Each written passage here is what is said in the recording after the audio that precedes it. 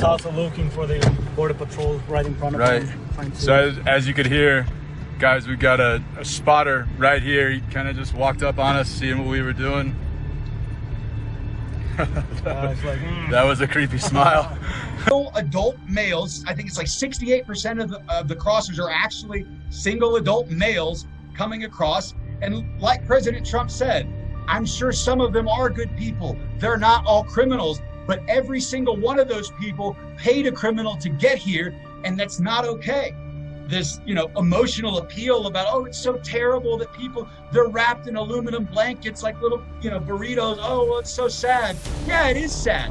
But it's also sad that these people spend 3 and 4 months in stash houses without even being able to see the light of day and literally cooking in cinder blocks.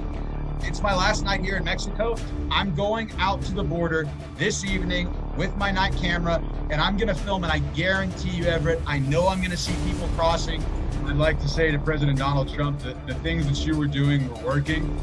You gave our nation the most secure border that we've ever had, and we need you back in office. I hear the sweet sound of freedom, and I won't be long.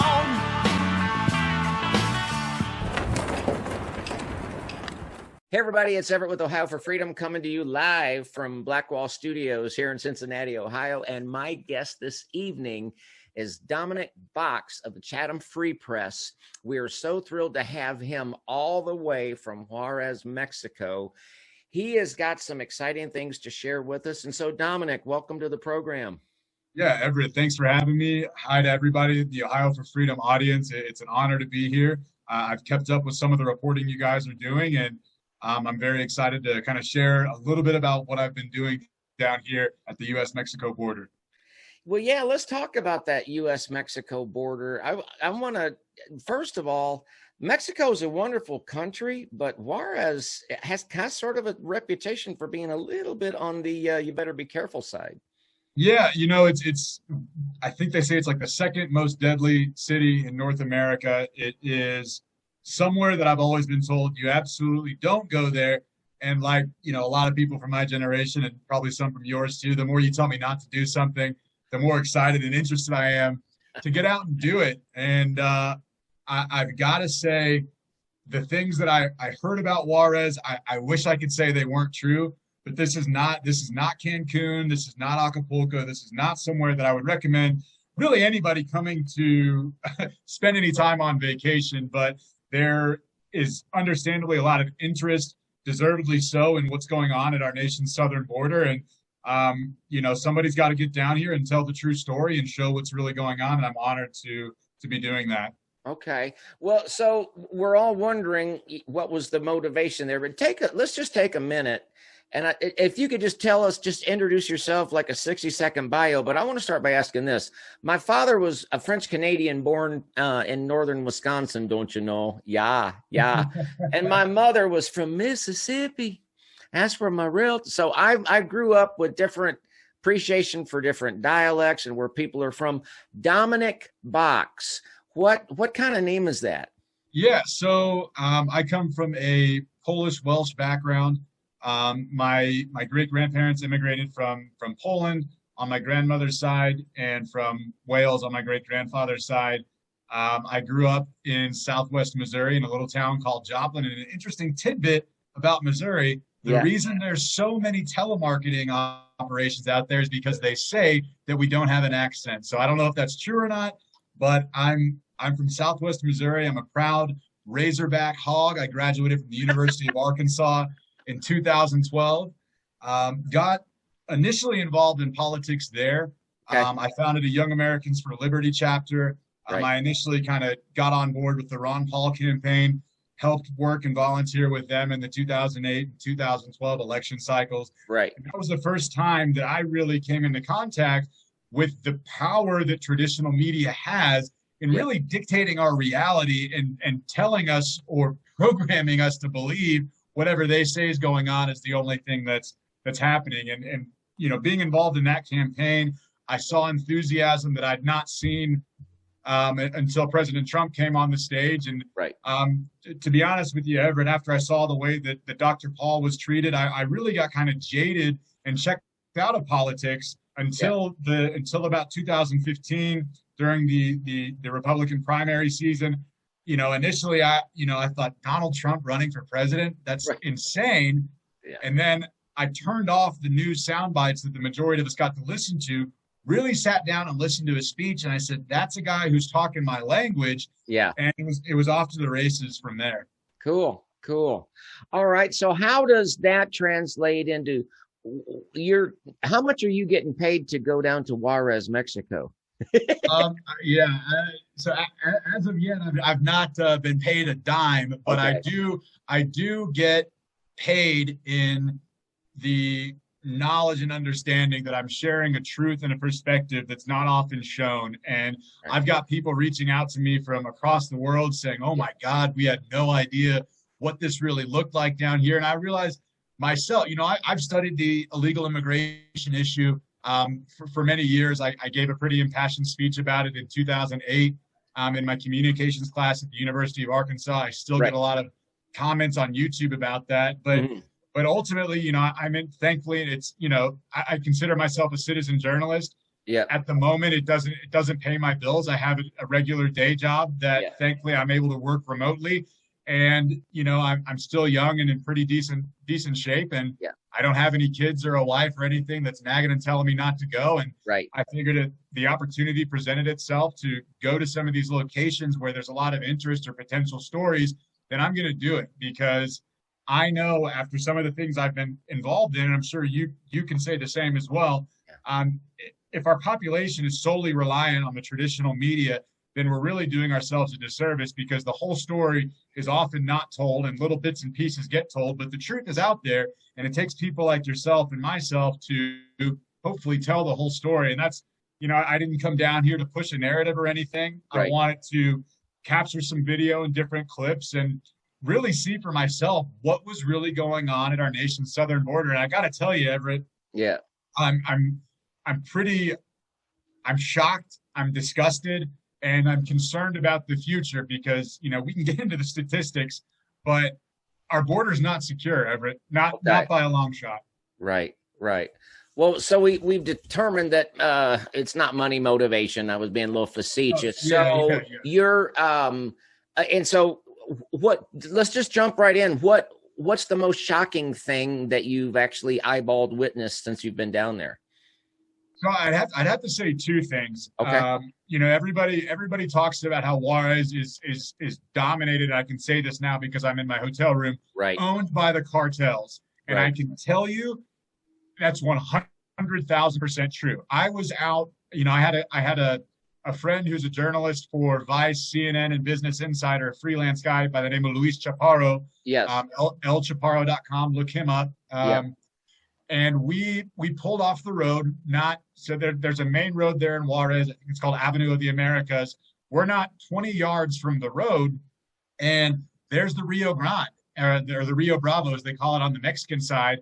I'm outside for 2 or 3 minutes, literally, and you see this very shifty-looking guy walk over. I look at Luis and I said, "What's that?" And he said, "That's an organization spotter," and that's the term that they use down here, because they can't say the C word. They can't call it the cartel.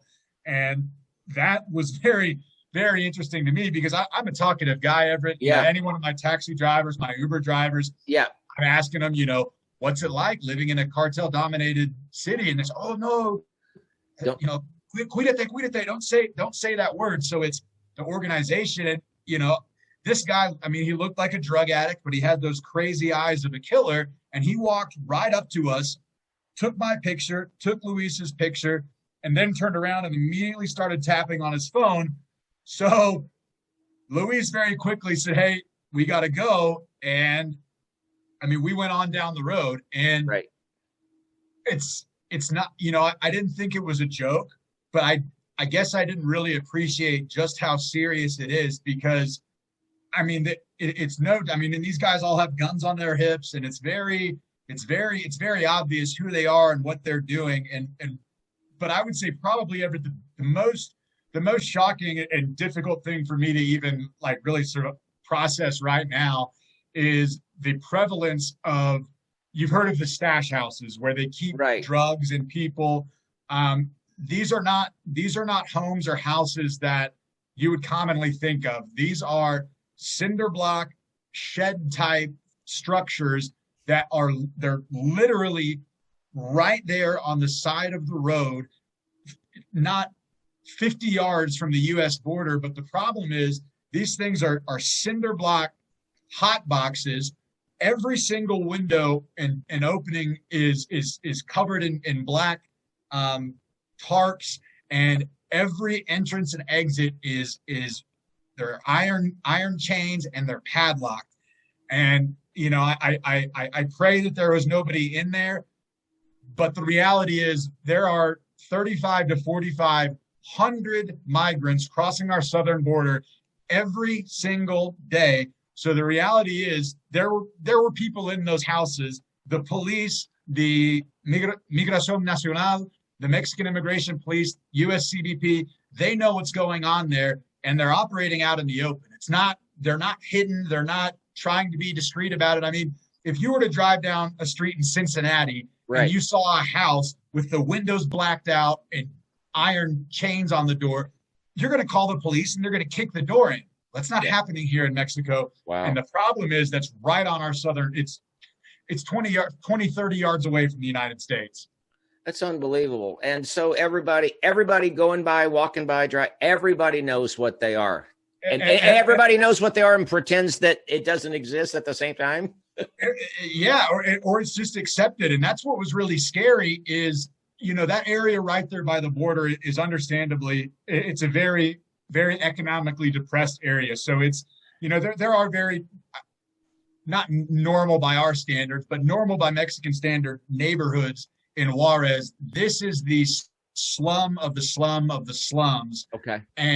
But there are, it was crazy because there were kids out just running around right in front of these houses that have the door. I mean, it's really horrifying. And I can kind of taste it right now. There's a smell in the air right out there. And if you've ever smelled, and I hate to say it, if you ever smelled a dead body, that's a smell that you don't forget. It's unique to anything else. And there's the smell of trash, open sewage, and death. That's just permeates that entire area. It's something I'll never forget. So these stash houses are full of they're for people. They're full of people, absolutely. And what I learned while I was down here is, there's a common misconception that a lot of these drugs are being smuggled by the migrants themselves as they're crossing the desert. And yes, that does happen in some ways, but the majority of these people that are crossing, again, 35 to 4,500 people every single day, right? They're coming into contact with Border Patrol at some point, oftentimes after they've already made their way into the interior. And it's not beneficial for the cartel to run that risk of having their drugs, their guns, and other things seized by the CBP. So the massive amount of an influx of drugs that we're seeing here, fentanyl, heroin, meth, that's coming right across the Puente Internacional, right across the international bridge in the cars. And, that was something that I experienced. I walked myself right across the bridge a couple times. And if you've ever traveled to Mexico and flown out, in the Mexican airports, they have like a red light, green light system. Right. So there's no method to the madness of how they check things. There's a lot of, from what I've learned, it is corruption. There are Mexican border guards that are paid off, U.S. border guards that are paid off, and there's no legitimate security measures that I saw that were in place to stop and search everybody that was coming into the United States. And what was really interesting is I actually came back into Mexico 3 times, and not once did I even have to show any identification and my passport. You walk through this area called the Customs and Border Review area. 2 times that I did that, there was literally nobody there. Not a single soul inside. Nobody there. There's a room, and you just walk right through. It's a self-serve border, and we're on the honor system. Yeah, exactly. Now, again, I will be crossing back into El Paso tomorrow, and I did speak to some U.S. border guards who told me that, well, yes, sir, there will be some significant searches. Your bags will be searched. You'll have to prove your identity. But I'm going to be honest. I really don't know if that's going to be the case. I hope it is, but based on my experience so far, there's there's a serious lack of actual security at the border. It feels almost like security theater. Like you'll see these guys, you know, I saw, for example, I saw one, they're called the Guardia Nacional, and they're supposed to be the Mexican border police. But in speaking to Luis, he told me that they're not even allowed to stop migrants. Even if they catch them on the Mexican side, all they're allowed to do by Mexican law is advise the migrants, who oftentimes aren't even from Mexico, that it's a dangerous crossing and that they shouldn't do it. Well, obviously these people are still crossing. And again, so I saw one truck running by. They had guns. They actually waved their machine guns at us to say hello, which was a little disconcerting. Yeah. I saw two, I will give the U.S. border guards credit. I did see two CBP trucks kind of going up and down in a very obvious routine. So if I was somebody, you know, a cartel smuggler, a migrant, all I would have to do is time the route, which seemed to be about like a 15 to 20 minute increment. I'd walk right across, no problem. So if that was your gig or your job or whatever, if you were down there, you could get the lay of the land and get it figured out pretty easily. I had it figured out in 30 minutes. My gosh. Yeah. And they've got, keep in mind, this is a billion-dollar industry for these cartels. So yeah, I saw what looked like a really raggedy, you know, drug addict murderer type guy looking at me, but there are people in all houses, all on the bridge, watching, and they have, I would venture to say that the cartels down here have more security and surveillance operations ongoing than our own government. And Everett, that's a problem. That is a problem. Let me ask you this. I think I know where we'll eventually land up, but so someone comes from Guatemala, Honduras, whatever. Let's just say it's a given. You have to work with the cartels to cross the border. Yep. Here's where I'm going with this. Once they, because this might fast forward us a little bit, once they actually make it into America, are they free? Absolutely not. Explain that. So and this is something that I'd not really thought of until I got here, but you hear all about these migrant caravans, and it's just these sons and these daughters, mothers and their children. You know, they're walking 3,000 miles from Guatemala to cross the border by themselves. That's a lie. Yeah. It's being perpetuated by our government and the media. The cartels own every inch of this border, and you do not make it across that border unless you've paid off somebody in that organization, because that's what those guys are doing right there. You know, yeah, they're watching the people like me who are up there filming and taking pictures, but if it's an entire network that works its way up from, I would imagine, from the tip of South America all up through Central America and eventually to El Paso, Nogales, and Donde, Texas, or New Mexico, wherever they cross. I was told by three different people that it is absolutely impossible to make it across that border unless you've paid someone in the cartel and been given that green light. I mean, these are not just your common street gangs. These are multi-billion-dollar international criminal organizations with influence in the government of our government, the Mexican government, the Central American government. Yeah. And it truly, to me, it seems like they're almost, it's not even that stretch of it to say these cartels have more power than the Mexican government, and they have assets in our intelligence agencies, in our military, and it's really terrifying to think about. But to get back to your question, you asked me if the people are free when they get across the border. Right. No, these people are indebted to the cartel, because you imagine your typical migrant, you know, let's call him Jose. He's 18. He's from Guatemala. It's going to cost Jose $5,000 to get from his village up to the border.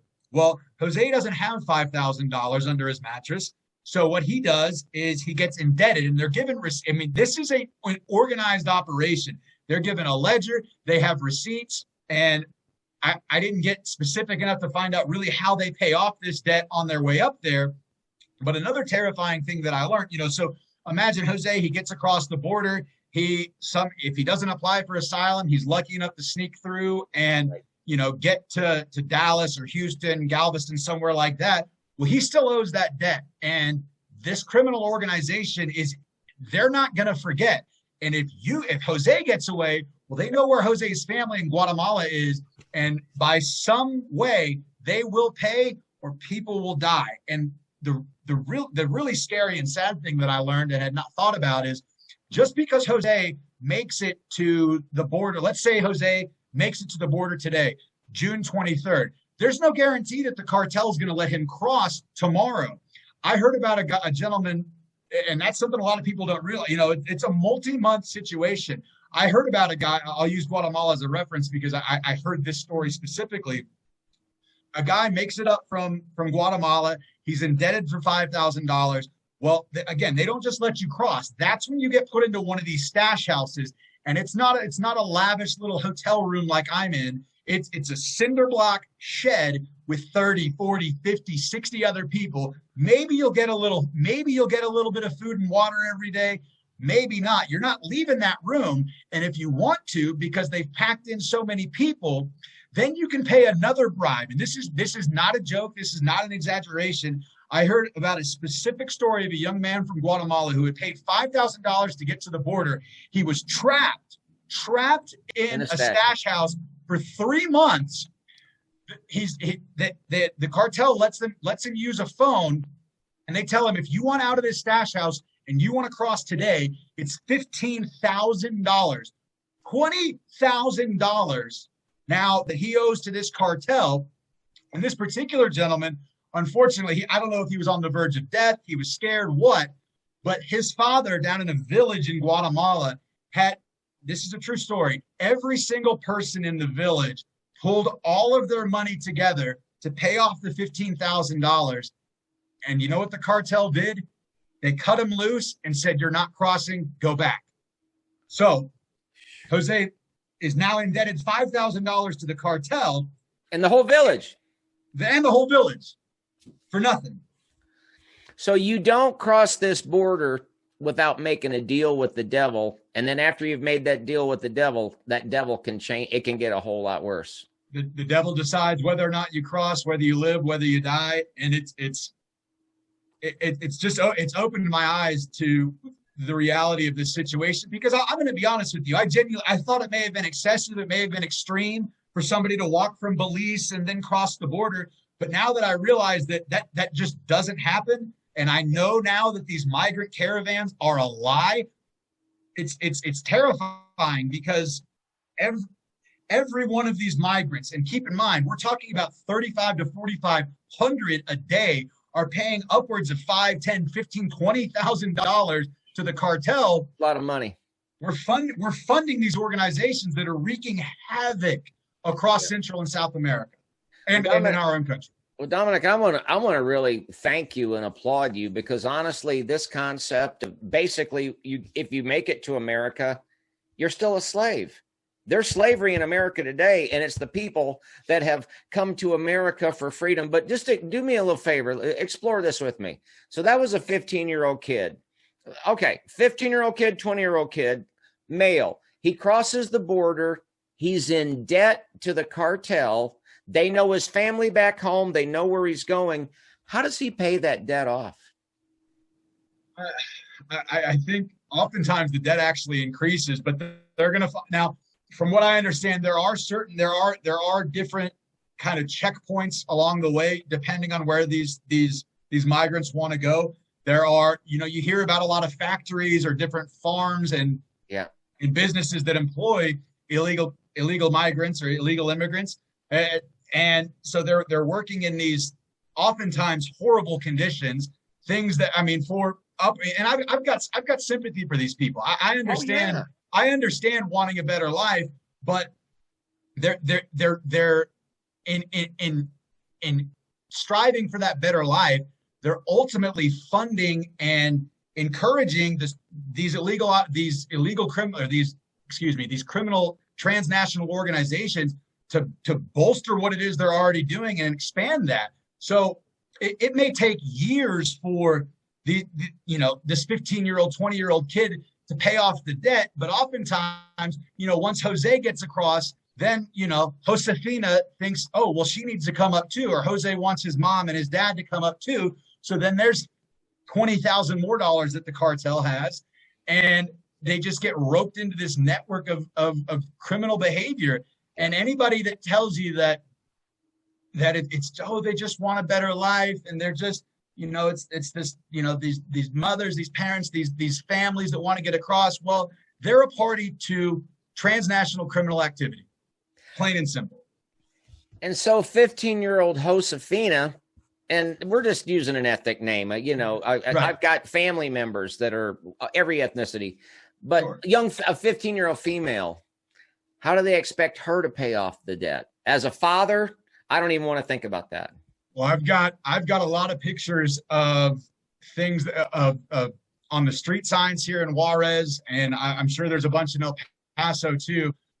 A lot of them are either forced into by way of a gun or out of necessity into prostitution, into drug dealing, or joining different organizations here on the States. And a figure that I heard was that 70%, upwards of 70% of the migrant women that make the trek to the north or to our southern border are victims of sexual assault, rape, molestation, and things like that.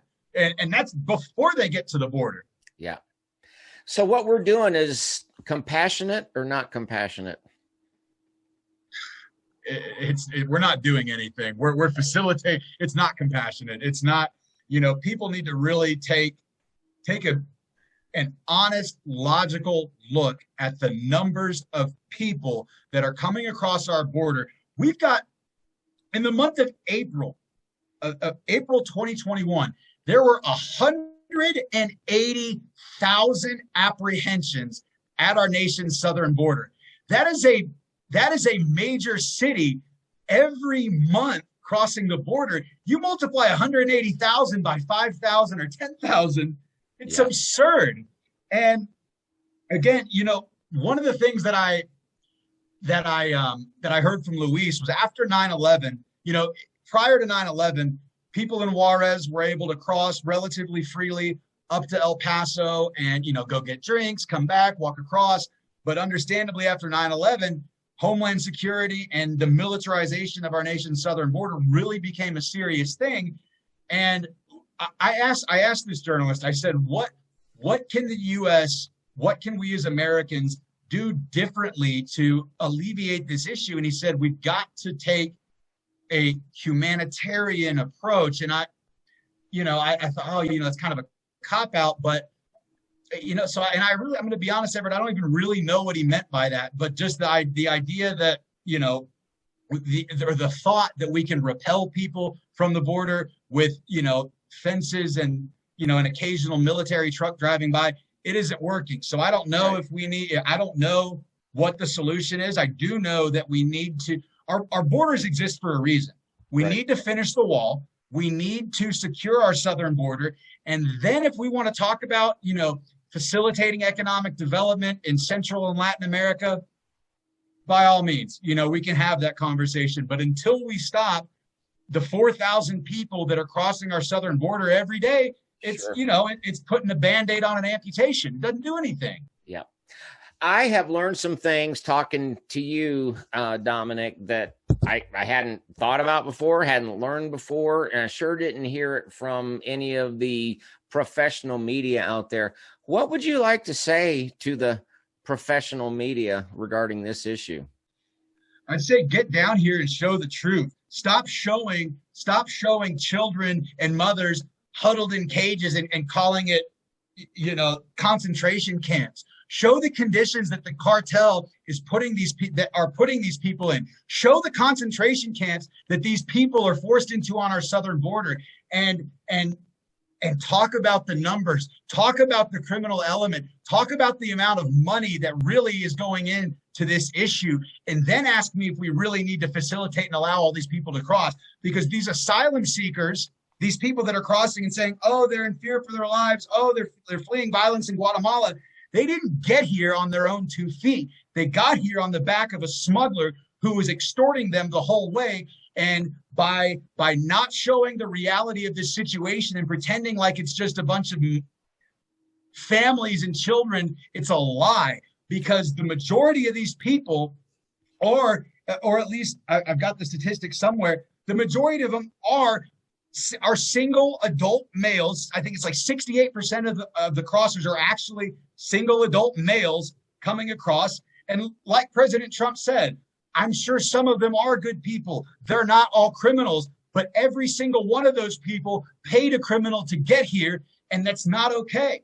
I would just say, if the average American citizen had any idea what was actually going on at the border and wasn't deluded with this emotional appeal about, oh, it's so terrible that people, they're wrapped in aluminum blankets like little burritos, oh, well, it's so sad. Yeah, it is sad, but it's also sad that these people spend 3 and 4 months in stash houses without being able to see the light of day and literally cooking in cinder blocks. I never knew about stash houses till you. So once again, I want to applaud you for what you're doing. So the media is trying to tell us that these, and we have compassion for everybody, but these asylum seekers are so oppressed that they have to put themselves in bondage to one of the most brutal regimes in the world, the cartel. That argument just kind of falls apart, doesn't it? Yeah, it does. And you've got to, they're fleeing violence and then using these violent organizations to get to the border. So it's there. Yes, Central America, Guatemala, Honduras, El Salvador, they're not the United States. Absolutely, they've got issues, but having issues in your home country is not a free pass to come into our country. There is a legal process that needs to be followed. And the more we get away from that fact, the more we encourage this illegal immigration, and the more we ultimately facilitate the growth and strengthening of these transnational criminal organizations that literally take joy in using chainsaws to flay people alive. And it's horrible to say, but this is a reality. The look in the eyes of the guy who came up and took my picture, Everett, I had no doubt if that guy wanted to, if I would have looked at him wrong, he would have shot me dead right there and not thought twice about it. I was trying not to go here, Dominic, and we're going to wrap up here in a moment, and I mentioned this to you last night when we talked, we send our sons and daughters to places like Afghanistan to fight this nebulous, I'm not saying there's definitely no, but we have an enormously powerful, evil, wicked force right on the other side of our border. And are we paying attention to that, or is our nation basically ignoring it and giving them a free rein? Everett, if we wanted to stop the illegal immigration problem, we could do it overnight. We have the technology, we have the resources. What we don't have is the attention and the proper, honest discussion about what's really going on down here. And I'm almost, you can probably tell by my voice, it gets me mad, because I had these ideas about what was going on down here, and to actually be down here. And I'm going to go back. It's my last night here in Mexico. I've not been out there at night, but I'm going out to the border this evening with my night camera, and I'm going to film. And I guarantee you, Everett, I know I'm going to see people crossing, and it makes you sick, because yes, I have sympathy for these people, but what I'm witnessing is the cartel operating with impunity less than a football field away from El Paso. And you know what's really crazy? The University of Texas El Paso has these massive structures that overlook the Rio Grande, right where I saw migrants literally swimming across the border. Like it's right there, and we play this out of sight, out of mind game. Well, it's happening. I mean, people have no idea how close a major developed American city is to the operations of these billion-dollar cartel operations. And it's horrifying. It's maddening that we're not having an honest discussion about it. And people, you need to wake up, because yes, I believe in the American dream. I know that there's nowhere else on earth I would rather live, and I am dang proud to be an American. But if you want to be an American, you need to go about the process the right way, and you need, Well, that's another conversation. That's another conversation. Yeah. Well, I know of at least one other conversation you and I hope to have in the future, and it has to do with a certain date in January. But as we wrap up here, my friend, and again, I really, really appreciate it. You've got a little. I want to spend a minute or two on that hashtag that's been so successful for you. Maybe that'll put us on a cheerful note. And then I'm going to close by asking you if you have anything that you'd like to say to the president, but the president. But tell us about this hashtag. Yeah, so I'm a social media guy, and I've been a marketing guy for a long time. But the whole idea behind this trip was to find out why Kamala Harris has not been to the southern border. It's been over 90 days since she was named the border czar. And so I started using the hashtag DONDE está Kamala. We've been to the border. We're going to the border. I'm at the border. I'm not going. Sorry. Go. Right. Yeah. No. But it's really funny. People started sharing out the hashtag, sharing the video. I've got some shirts that say DONDE está Kamala. Well, coincidence or not, the day I leave and get back to Georgia, Kamala Harris will be in El Paso. And I really, I'd like to think that it was because of my hashtag that was bringing her down here and she couldn't ignore it any longer. I was. But I do know President Trump will be here on the 30th. He's accepted an invitation from Governor Abbott. And I really think it's funny if you look at that. She couldn't allow herself to be beat to the border by the Chatham Free Press and President Donald Trump. Right. Well, why don't we close up? What do you have anything you'd like to say about the border to President Donald Trump? I'd like to say to President Donald Trump that the things that you were doing were working. You gave our nation the most secure border that we've ever had, and we need you back in office, because the longer Joe Biden and his minions are allowed to ruin the progress that you made, the worse off this country is going to be. And I thank you, President Trump, for the work that you've done and continue to do. And I look forward to one day seeing you in the White House again, because not only out of my personal preference, but this country needs you. And Everett, if it's okay to your audience, if you guys haven't already, check out the Chatham Free Press on Facebook. And Everett, after this, send me your address. I'd love to send you a shirt. Oh, man, I'll take you up on that. I don't think we could end on a better note. Thank you for what you're doing. Now, you're not going out alone tonight. You got somebody watching your back? Yeah. You don't have to divulge your plans. My prayers are. This is live here. It's going to be rebroadcast, but you're in my prayers, man. And I know God's got his hand on you. Dominic, we are really proud of you and looking for great things in your future, man. Really are. Keep it up. Thank you, Everett. Thank you to Ohio for Freedom. All right, buddy. Good night now. Thank you, sir. Thank you. Okay. Bye-bye. I hear the sweet sound of freedom.